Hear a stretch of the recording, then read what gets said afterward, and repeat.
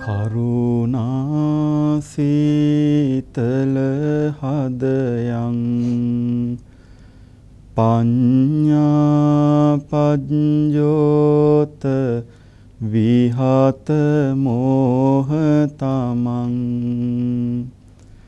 සනරාමර ලෝක සිවං වන්දේ සුගතං ගති විමුත්තං. කරුණා දයා ගුණයෙන් ලතෙත් වූ හද මඩලක් ඇති ප්‍රඥාවෙන් මෝහාන්ධකාරය දුරු කළා වූ නිර්මල ශ්‍රී සද්ධර්මයෙන් තුන් ලෝකයක් සැනසීමට පත් කළා වූ ක්ලේශ ගතීන්ගෙන් විමුක්ත වූ සම්මා සම්බුදුරජාණන් වහන්සේට අපගේ උත්තමාංග නමස්කාරය වේවා. සාදු සාදු සාදු සාදු සාදු සාදු. 12 මහක් ගෙවිලා නව වසරක් උදාවන්නට තව ඉතිරිව තිබෙන්නේ ඊටාම ස්වල්ප කාලයක්.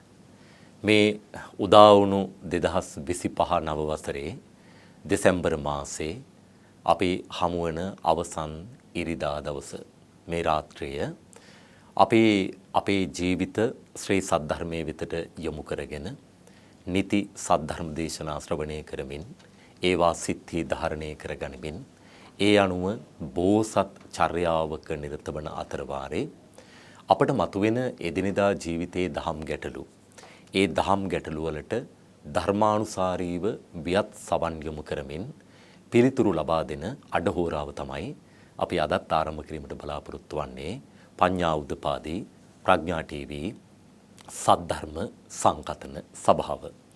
ඔබට මතකයි අපි පසුගිය සතිවල සාකච්ඡා කරපු කාරණා දහම් ගැටලු විසඳාගත්තු ආකාරය. ඉතින් මේ වැඩසටහනම මේ ගුවන් අවකාශයේම මේ රූප අවකාශයේම සඳුදා උදෑසන 8:30ටත් යලි ප්‍රඥා රූප වාහිනී තිරේ දිගහැරෙන බව ඔබට සිහිපත් කරමින් අදත් අපි අලුත් මගකට අවතීර්ණ වීමට තවත් පියවරක් තැබීමට බලාපොරොත්තු වන්නේ පඤ්ඤා උදපාදී සංකතන සභාවේ.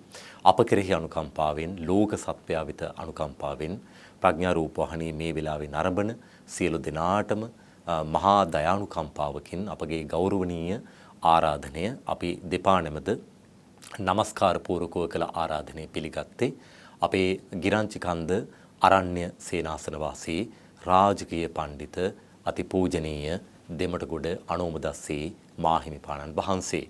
උන්වහන්සේගේ ආශිර්වාදයකින් අදත් අපි ආරම්භ කළේ මේ කතාබහ. ඔබ වහන්සේට නිදුක් නිරෝගී සුවය චිරජීවනයේ ලැබේවා කියලා ප්‍රාර්ථනා කරමින් අපේ ස්වාමින් වහන්සේ අපට මතකයි අපේ පඤ්ඤා උදපාදී කතාබහ ප්‍රඥාව හඳුනා ගනිමින් සද්ධර්මයේ සහ අසද්ධර්මයේ මනාව ඔබ වහන්සේ වටහා දුන්නා.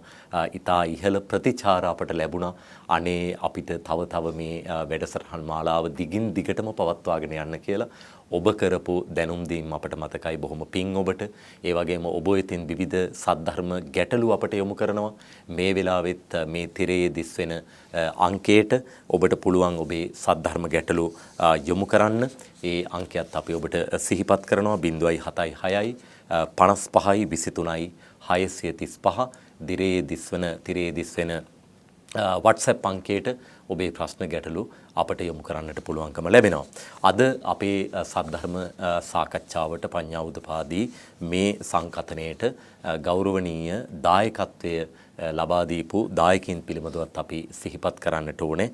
ආනමඩුව තට්ටෑව පදිංචි CM වනිගසිංහ මහත්මිය මේ වෙලාවේ බලාගෙන ඉන්නේ. ඔබතුමියට සහ ඔබතුමියගේ අනිකුත් ඒ සියලු පාර්ශවයන් වෙතට පුණ්‍යානුමෝදනා සිද්ධ කිරීම සඳහා තමයි අද විශේෂ සද්ධර්ම දායකත්වය වනිගසිංහ මහත්මිය විසින් ලබා දුන්නේ. ඔබතුමියටත් ඒ නිර්වාණගාමී මග ඉඩහසර නිසියාකාරයෙන් සකස් වේවා, ඉක්මන් භවයකදී උතුම් නිවනින් සැනසෙන්නට ශක්තිය ලැබේවා කියලා ප්‍රාර්ථනා කරමින් සවිස්තරාත්මකව අපි වැඩසටහන අවසානයේදී පිළිබඳව කියනවා.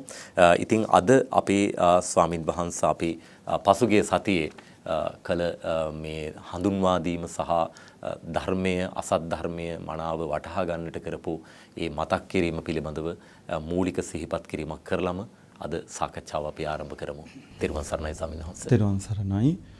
අපේ විජයමාපා මහත්මාණන් ඇතුළු කොට ගත්ත මේ දේශනාව මේ දහම් කතිකාව මේ වෙලාවේ ශ්‍රවණය කරන ඔබ හැම දෙනාටම යහපතක් සැපතක් සැනසෙල්ලක් අවබෝධයක් ලැබේවා කියලා ප්‍රථමයෙන් මම ආශිර්වාද කරනවා.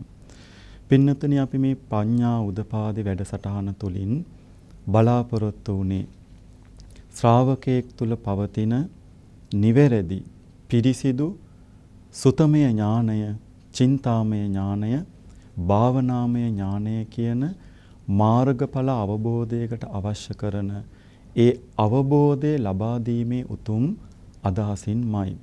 එයින් අපි පළමුවෙන්ම පඤ්ඤා උදපාදි යන වැඩසටහනට අපි ඉදිරිපත් කළ නාමය නම් වූ පඤ්ඤාව කියන්නේ මොකක්ද කියන එක පැහැදිලි කරලා සරලව හඳුන්වා දීමක් කළා. ඉන් අනතුරුව අපි ධර්මය ස්වરૂපයෙන් මේ වර්තමාන කාලයේ අධර්මය පැතිරෙනවා. අධර්මය දේශනා වෙනවා. අධර්මය වැළඳ ගන්නවා. ඒ නිසා ඒ ධර්මය සහ අධර්මය ශ්‍රාවකයෙක් කොහොමද පැහැදිලි කරගන්නේ, වෙන් කරගන්නේ, සබුද්ධික ශ්‍රාවකයෙක් බවට පත් වෙන්න ධර්මානුකූලව යම් කිසි විග්‍රහයක් අපි ගිය වාරවලදී පැහැදිලි කරලා දුන්නා. එතකොට එයින් ඔබට යම්බඳු අවබෝධයක් ලැබෙනවා. මෙච්චර අපි ධර්මය ඇසුරු කළත් ඒ ධර්මය අපි ඊටාම බුද්ධියෙන්, සිහි කල්පනාවෙන් සහ ඊටාම දක්ෂ විදිහට අපි නිවැරදි ධර්මය තෝරා බේරා ගන්න ඕන. මිත්‍යා විමුක්තියකටපත් නොවි සම්මා විමුක්තියකටපත් වෙන්න ඕනෑ කියන අවබෝධය ඔබට ලැබෙන්නේ නැති කියලා අපි විශ්වාස කරනවා. එනිසා මේ පඤ්ඤා උදපාදි වැඩසටහන මින් ඉදිරියට ත්‍රිශික්ෂාව මූලික කරගෙන ඒ මාර්ග ප්‍රතිපදාව නම් වූ සීල, සමාධි, ප්‍රඥා යන උතුම් ප්‍රතිපදාවන් ගැන තමයි විවරණය කරන්න, විස්තරය කරන්න, පැහැදිලි කරලා දෙන්න බලාපොරොත්තු වෙන්නේ. එහෙමයි අපේ ස්වාමීන් වහන්සේ. ඔබ වහන්සේ ආරම්භයේම ඊටාම වැදගත් කාරණයක් සිහිපත් කළා. සබුද්ධිකව කටයුතු කරන්නේ කොහොමද? අසත් ධර්මය, ශ්‍රී සත් ධර්මය මනාව වටහාගෙන වෙන්කොට තේරුම් ගන්නේ කොහොමද කියන කාරණා පිළිබඳව. සවනස අපි දැන් අද සිට ආරම්භ කිරීමට බලාපොරොත්තු වෙනවා. සීල, සමාධි, ප්‍රඥා ත්‍රිශික්ෂාව පිළිබඳව බොහෝම පිළිවෙලට අර්ථ විග්‍රහයක්. ඒ නිසා ඔබට මග නොහැර මේ සාකච්ඡා මාලාව නැරඹීම ඉතා වැදගත් වෙනවා. ඒ නිසා සීලය පිළිබඳව අද අපි සාකච්ඡාව ආරම්භ කරන්නට ප්‍රථම අපේ ස්වාමීන් වහන්සේ අපේ පින්වත් ශ්‍රාවක ශ්‍රාවිකාවන් අපට යොමු කරනවා මේ වෙලාවෙත් තිරේ දිස්වන අංකයට WhatsApp පණිවිඩ මගින් විවිධ දහම් ගැටළු යොමු කරනවා. ඒ අනුව අපේ පිටකෝට්ටේ මේ වෙලාවෙත් බලාගෙන ඇති පිටකෝට්ටේ රුෂිනි මහත්මිය අපට යොමු කරලා තිබෙනවා දහම් ගැටලුවක් සාකච්ඡාවට අපේ ස්වාමින් වහන්සේ. දැන් ගිහිව සිටින විට පැවිදි වීමම අත්‍යවශ්‍ය නැහැ. ගිහිව සිටින විට නිවන වෙතට යොමු වුණු විවිධ අවස්ථාවන් පිළිබඳව මේ වේලුකණ්ඨකේ නන්ද මාතාව පිළිබඳව සිහිපත් කරලා තියෙනවා. ඒ වගේම කුජුත්තරාවන් පිළිබඳව සිහිපත් කරලා තියෙනවා. අපි මේ බණ කතා දන්නවා. ඉතින් ප්‍රශ්නේ යොමු වෙනවා ස්වාමින් වහන්සේ, එවන් වූ අවබෝධයක් වර්තමාන ගිහි ජීවිතය තුළ අත්දැකිය හැකිද? එපමණකට දියුණු කරගත යුතු, රැකගත යුතු ඉන්ද්‍රිය ධර්ම පිළිබඳව කෙටි විග්‍රහයක් කරන්න කියලා පිටකෝට්ටේ රුෂිනි මහත්මිය ප්‍රශ්නයක් යොමු කරලා තියෙනවා. තෙරුවන් සරණයි. ඒක ඊටාම හොඳ ප්‍රශ්නයක්. අපිනොත් බොහෝ වෙලාවට බොහෝ දෙනෙක් යොමු කරන ධර්මදේශනා මාතෘකා අතරට ඔය ප්‍රශ්නය ගොඩාක් දෙනෙක් යොමු කරලා තියෙනවා. ගිහි ගෙදරක ඉන්න අපට මේ ගිහි ජීවිතය තුල මගඵල නිවන් අවබෝධ කරගන්න පුළුවන්ද? ඒ මගඵල නිවන් අවබෝධ කරගන්න අපි ළඟ තිබිය යුතු ගුණධර්ම මොනවද කියන එක තමයි උතන යොමු කරලා තියෙන ප්‍රශ්නය. අපි අහලා තියෙනවා බුදුරජාණන් වහන්සේගේ කාලයේ ඔය වේලුකණ්ඨක නන්ද මාතාව පිළිබඳව, කුජුත්තරාවන් පිළිබඳව. ඒ විතරක් නෙමෙයි, අපි ගත්තොත් බිම්බිසාර මහරජුරුවන් උතුම් මගඵලලාභී උත්තම පුරුෂයෙක්. ඒ වගේම තමයි ඔබ කවුරුත් දන්නවා බුදුරජාණන් වහන්සේගේ අග්‍රදායකතුමා අනේ පිරිසිදු මහසිතානන්. ඒ බඳු ඒ වගේම තමයි විසාකාව ඒ වගේම දැකලා මගඵල නිවන් සාක්ෂාත් කරගත් උත්තමාවියා. එතකොට අපිට හිතෙනවා අපිට බැරිද කියලා. අපිට පුළුවන්ද? අපි ළඟ තිබිය යුතු ಗುಣධර්ම මොනවද කියලා. අපි ඒ අහලා තියෙන ත්‍රිපිටකයට අනුගත වෙච්ච සංසිද්ධි. හැබැයි මම තාමත්ම හොඳින් අධ්‍යයනය කරපු පොතක් තියෙනවා විමුක්ත විමුක්තිය කියලා. මේක මීට අවුරුදු 20කට විතර කලින් සිදුවෙච්ච සත්‍ය සිදුවීමක්. මේ සිදුවීම ශ්‍රාවක ඔබට හොඳම වැදගත් උදාහරණයක්. හොඳ උපහැරණයක්.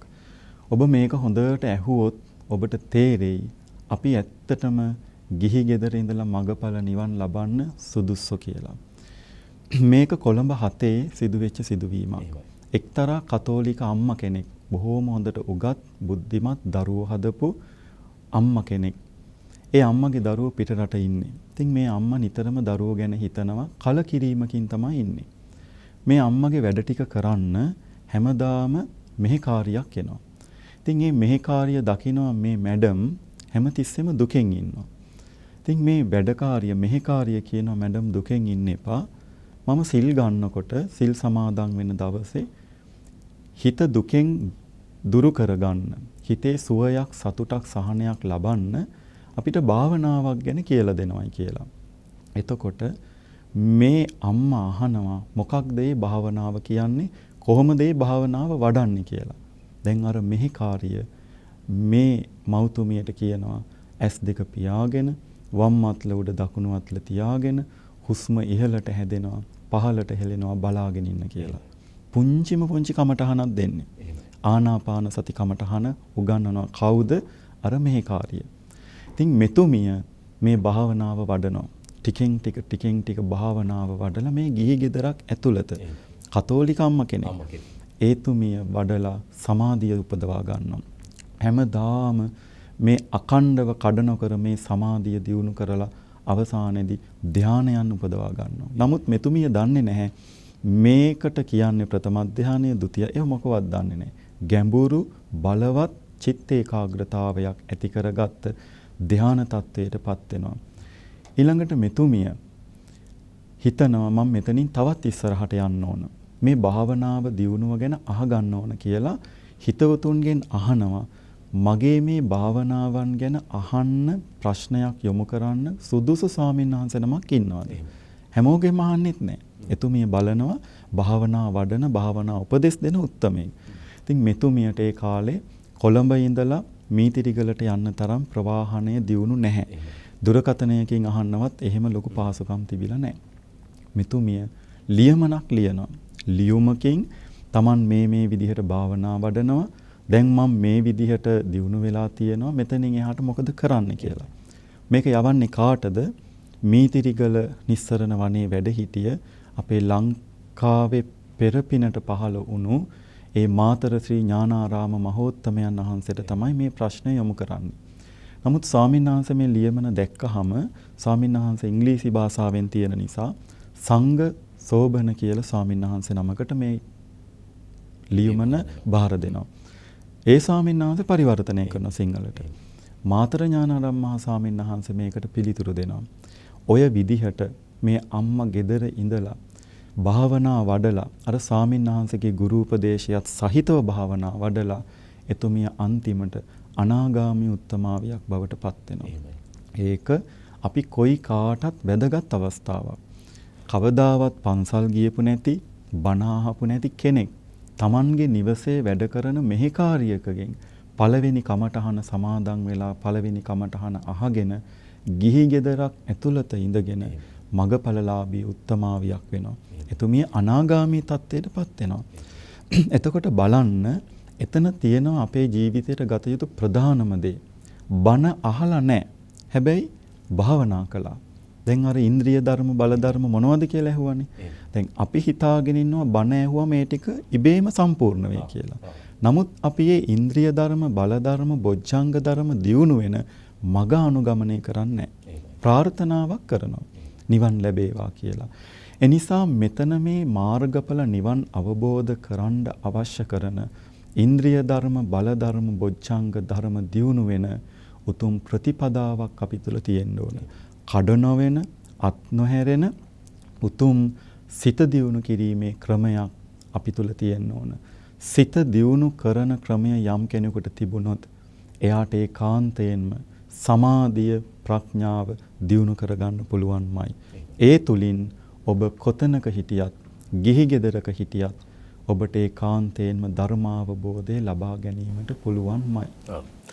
භික්ෂු භික්ෂුණී, උපාසක උපාසිකා සිව්වණක් පිරිස පිළිබඳව බුදුන් වහන්සේ අනුදැනව දාලා. එදා බුද්ධ කාලීන ಭಾರತයේ අපේ භාග්‍යවතුන් වහන්සේ ශ්‍රී සද්ධර්මය දේශනා කළේ ඉඳුරාම බෞද්ධයන් වෙතට නෙවෙයි. විවිධ ආගමිකයින්, විවිධ විශ්වාසයන්, විවිධ ලබ්ධීන් දරපු අය, ಭಾರತයේ හිටපු අය තමයි ඇවිල්ලා පංචශීලයේ, නිත්‍යශීලයේ සමාදන් වෙලා ඒ නිවන් මඟට අවතීර්ණ වුණේ.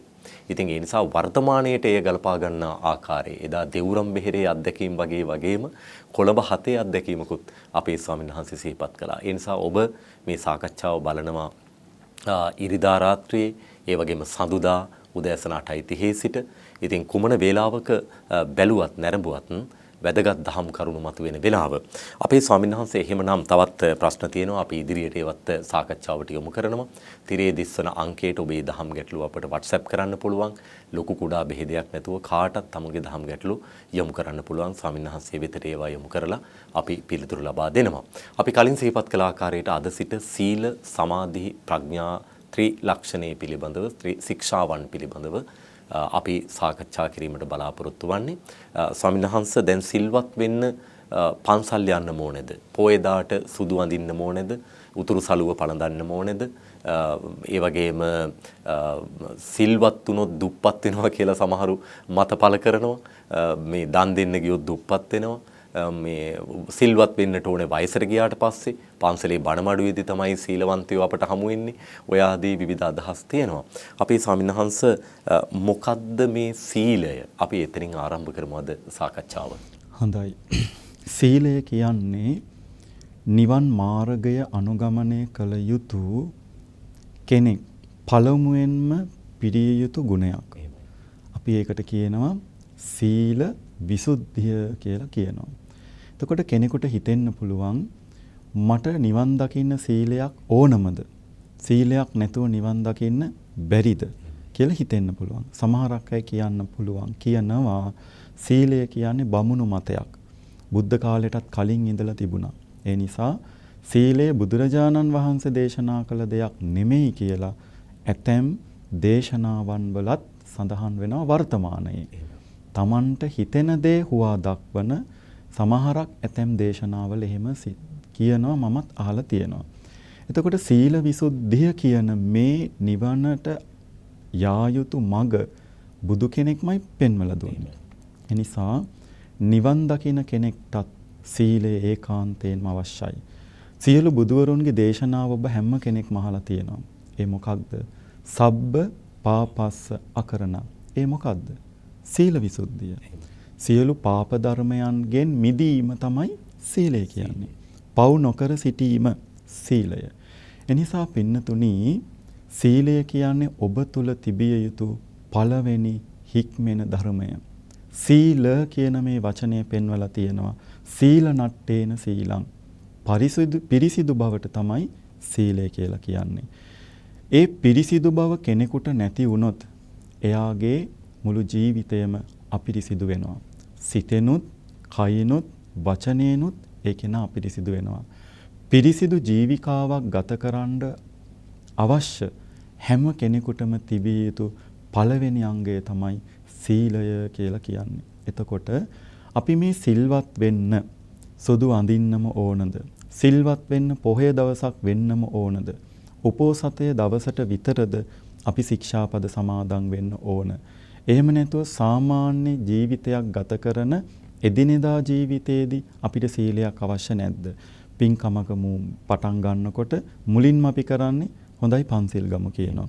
උත්සවයක් හරි යම්කිසි මොකක් හරි අවස්ථාවකදී අපි සිල් සමාදන් වෙනවා. මල ගෙදරක, බණ ගෙදරක ආදී තැන්වල අපි සිල් සමාදන් වෙනවා. එහෙම තැනකදී විතරද අපි සිල්වත් වෙන්න ඕන. ඒ වගේ අවස්ථා තියෙනවා. පින්නතුනි සීලය කියලා කියන්නේ යම්කිසි අවස්ථාවක සමාදන් වෙන දෙයක් නෙමෙයි.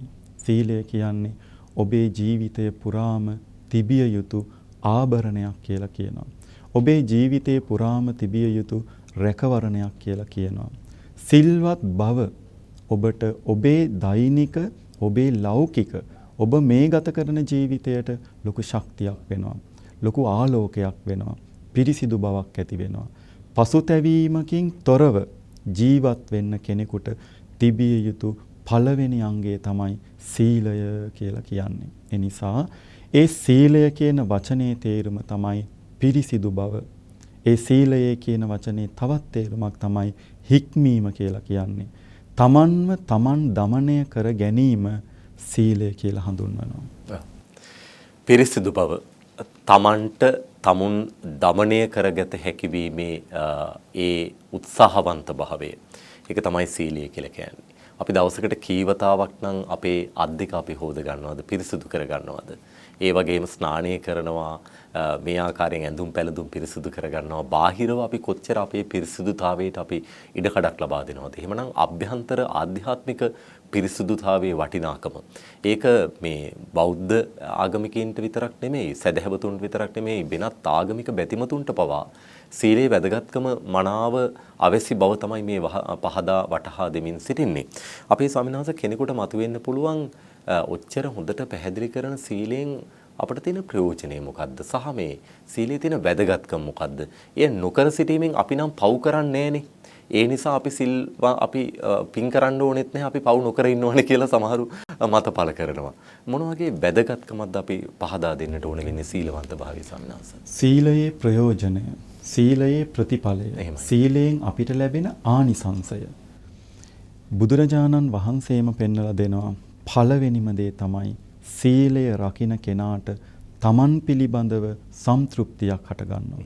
තමන්ගේ ජීවිතය පිළිබඳව පුදුම සහගත සතුටක්, ප්‍රියමනාප බවක් තමන්ට ඇති වෙනවා. හොඳට බලන්න පාප ධර්මයන්ම කරන කෙනාට දැන හෝ නොදැන තමන්ගේ අතින් යම් පව්කමක් වුණා කියන්න එයාට හිතෙනවා මං කරගත්ත ලොකු අපරාධයක්, මං කරගත්ත ලොකු පව්කමක්, අවෝ මගේ ජීවිතේ වැඩක් නැහැ කියලා තමන්ට තමන් පිළිබඳ කලකිරීමක් ඇති වෙනවා. වික්ෂිප්ත බවක් ඇති වෙනවා. ඒ නිසා පළවෙනිම සීලයේ ආනිසංසය තමයි සිල් රකින්න කෙනාට තමන් පිළිබඳ සම්තෘප්තියක් ඇති වෙනවා. ජීවිතයේ පිළිබඳ ආත්ම සන්තුෂ්ටිය උපදිනවා. මගේ ජීවිතය පිළිබඳ මට පුදුමාකාර පරිශුද්ධ බවක්, පිරිසිදු බවක්, අන්න ඒ පිරිසිදු ජීවිකාවක් ඇති බව මේ ජීවිතයේ සල්ලි වලට ගන්න බැරි ආනිසංසයක්, බලෙන් ගන්න බැරි ආනිසංසයක්. ඒ නිසා පළවෙනිම සීලයේ ලැබෙන ආනිසංසය තමයි පාරිශුද්ධත්වය, සම්තෘප්තිය කියලා කියන්නේ. ඒ වගේම තමයි කීර්තිය පැතිරෙනවා.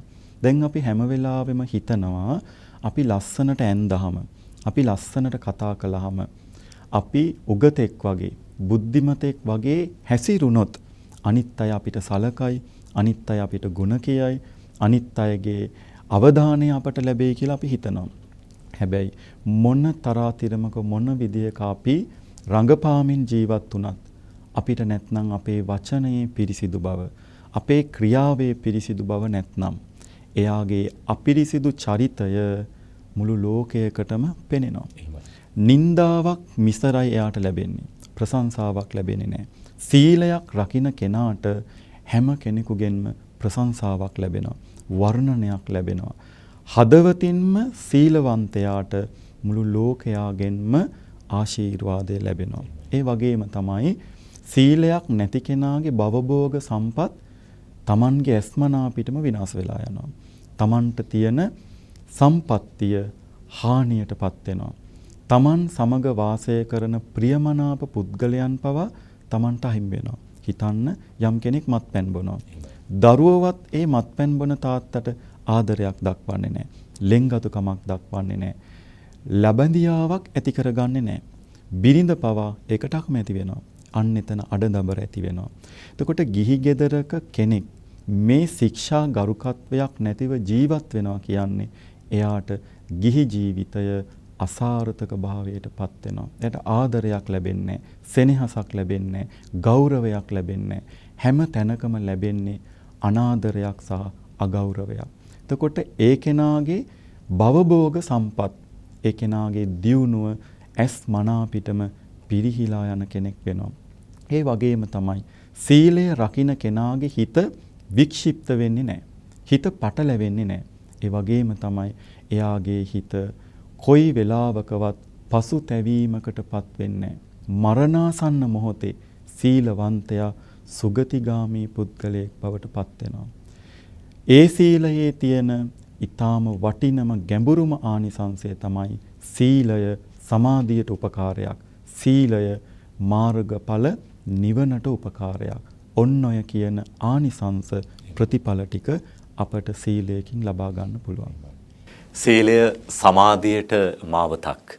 සීලය නිර්වාණාවබෝධයට නිසි මාර්ගයක් කියන කාරණාව මනාව පහදලා දුන්නා. අපේ ස්වාමීන් වහන්සේ ඇත්ත පසුතැවීම කියන කාරණාව දැන් මේ අවුරුද්ද අපි කලින් සිහිපත් කළ ආකාරයට ජනවාරි 1 වෙනිදා කිරිබතක රස මිහිර විඳලා ලොකු අදිස්ථානයකින් මේ අවුරුද්ද ආරම්භ කළා. නමුත් දන්නේම නැතුව අවුරුද්දක් ගෙවිලා ගියානි කියලා. ආපස්සට හැරිලා බලපුවම අපි අතින් වෙච්ච වැරදි, අපි අතින් සිද්ධ වෙච්ච පව්කම්, සීලය බිඳුණු ඉරිතැලුණු තැන් පිළිබඳව කල්පනා කරන විට පසුතැවීමක් નિરાයාසයෙන් එනවා. නමුත් 2026 අවුරුද්දටත් ඒක රැගෙන යා යුතුද? ඒ නිසා මේ නව වසරක මුවදොර අභියස ඉඳගෙන අපිට කල්පනා කරන්න ඕන වෙලාවක් මේ උදා වෙලා තියෙන්නේ. හොඳයි. එහෙමනම් අදුරු වලාවෙන් මිදුණු සඳක්සේ අපිට බැබලෙන්නට පුළුවන් වෙනවා. කළ වැරදි පසෙකලා අලුත් වැරදි සිදු නොවන්නට සීලවන්ත භාවයෙන් ඉදිරියට යන්න පුළුවන් නම් නව වසරේ ඒක ඊටා වැදගත් වෙනවා. ඉතින් ඒ නිසා මේ අදිෂ්ඨානය ඇති කරගන්න නව වසරට ධර්මානුකූල සුභාශිර්වාදයක් එක් කරමින් අපේ හාමුදුරුවනේ ජීවිතය කාටවත් පේන්න ප්‍රදර්ශනාත්මකව නෙවෙයි අභ්‍යන්තරේ සාමයකින් සීලයකින් හදවත මනාකොට සකස් කරගන්නට අපි අවසාන වශයෙන් අද මොන වගේ අනුශාසනාවක්ද අපේ ස්වාමීන් වහන්සේට කරන්නේ? අපි හැමෝම කැමති අපිට පිරිසිදු ජීවිතයක් තියෙනවා නම්. පසුතැවීමට අපි කවුරුත් කැමති නැහැ. කිසිම කෙනෙක් කැමති නැහැ දුකෙන් ජීවත් වෙන්න. කිසිම කෙනෙක් කැමති නැහැ බයෙන් ජීවත් වෙන්න. කිසිම කෙනෙක් කැමති නැහැ Tamanගේ ජීවිත අවුලවා ගන්න. පින්නතුනි නිවෙන මඟ තුල ඔබට පිළිපදින්න තියෙන ඊටාම වටිනා ගුණයක් තමයි සීලවන්ත භාවය කියලා කියන්නේ. ඒ නිසා ඔබ වටිනවා. ඔබේ ජීවිතය ගැන පසුතැවීම පිණිස යමක් තියෙනවා නම් අන්න ඒකෙන් වළකින්න.